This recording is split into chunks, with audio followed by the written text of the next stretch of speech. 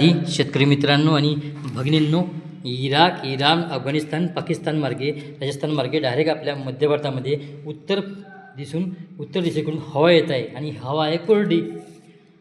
या भागामध्ये एक पश्चिम विक्षोभ आहे आणि त्याच्या माध्यमातून हा असा भाग आहे, असा येत दक्षिण भारतापर्यंत आणि इकडून असा येत ह्या भागामध्ये मध्यप्रदेशच्या बऱ्याच ठिकाणी ढगांची वाटचाल कारण का कोरडे आणि बंगालसागरातून बाष्पिक वारे अशी येत आहे. कारण का या भागातून गोव्यापासून अशी मान्सूनची ट्रफ रेषा असे बनली आहे. म्हणजे मान्सून इथपर्यंत आला आहे आणि असा मान्सून सरकत हा जो उडीसा राज्याचा जो भाग आहे असा तटाचा असा सरकत मान्सूनची रेषा अशी बनली आहे शेतकरी मित्रांनो.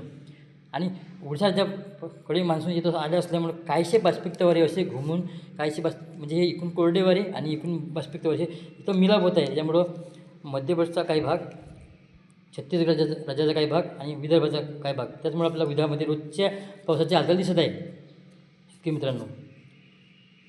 अशी स्थिती आहे. आणि आपल्या भागामध्ये सलग 2 दिवस जर एकसारखा पाऊस आला असेल, आपल्या शेतातून जर लोटं निघाले असेल तर आपण पेरणीचा निर्णय घेऊ शकता. कारण का रोज पाऊस आहे आणि 16 जूनला पावसाचं वितरण थोडं जरी किंचित कमी असेल तरी बुलढाणा, अकोला, वाशिम, यवतमाळ, वर्धा, नागपूर, भंडारा, गोंदिया, चंद्रपूर, गडचिरोली या जिल्ह्यातल्या काही भागामध्ये पावसाची शक्यता बनणार आहे. हा पाऊस सर्वदूर नाही आहे, पण तर काही जिल्ह्यामध्ये म्हणजे आपले जे तालुके आहे आपल्या परिसरात जे मी बोलतो म्हणजे उरुड, मोर्शी, काटोल, नरखेड, आर्वी, आष्टी, तिवसा, मोजरी, कारंजा, धामणगाव रेल्वे, हिंगणघाट, मूर्तिजापूर, दर्यापूर, अंजनगाव, सुरजी, मूर्ती, पांडुर्णा, कडमेश्वर, सावनेर, अचलपूर, बस एवढ्याच तालुक्यातले आपण हवामान अंदाज देण्याचा प्रयत्न करतो आहे.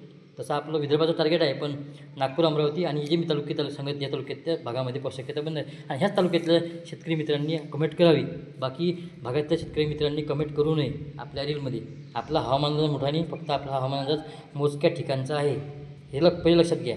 त्यामुळं या पद्धतीचं वातावरण बनवून जाणार आहे. 15 जूनलासुद्धा पाऊस पडला गेला आहे आपल्या परिसरामध्ये आणि 16 जूनलासुद्धा पाऊस आहे. 17 जून, 18 जून, 19 जूनलासुद्धा पावसामध्ये वाढ आहे. 20 आणि 21 जूनलासुद्धा पाऊसची व्याप्ती थोडी अधिक वाढणार आहे शेतकरी मित्रांनो. पुन्हा एक पश्चिम विक्षोभ आहे आणि पश्चिम विक्षोभच्या माध्यमातून सुद्धा बाष्पाचा पुरवठा भरपूर मिळण्यामुळे बऱ्याच ठिकाणी आपल्या विदर्भातल्या बऱ्याचशा भागामध्ये आता लोटोनी पाऊस बऱ्याच ठिकाणी होणार आहे. 17 जून ते 20 जूनच्या दरम्यान बऱ्याच ठिकाणी लोटोनी पाऊस, बुलढाणा, अकोला, बऱ्याच ठिकाणी लोटोनी पाऊस राहणार आहे. ढगांच्या गडचं पण पाऊस हा सर्वाधिक नाही आहे, एवढं लक्षात घ्या पाहिजे. पाऊस सर्वाधिक नाही आहे. ज्या भागात आपल्या भागात सलग 2 दिवस जर लोटोनी पाऊस आला तर आपण पेरणीचा निर्णय घेऊ शकता.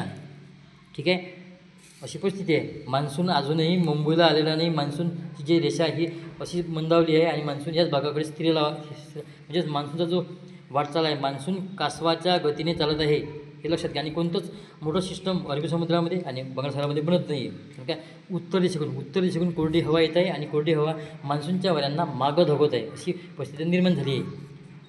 पूर्ण जून महिन्याभर पश्चिम विक्षोभ येत राहणार आहे, अशी परिस्थिती. आता तुम्ही समजून घ्या आणि आपल्या व्हिडिओवर कमेंट करा, पण कमेंट विचित्र नसली पाहिजे, लक्षात घ्या.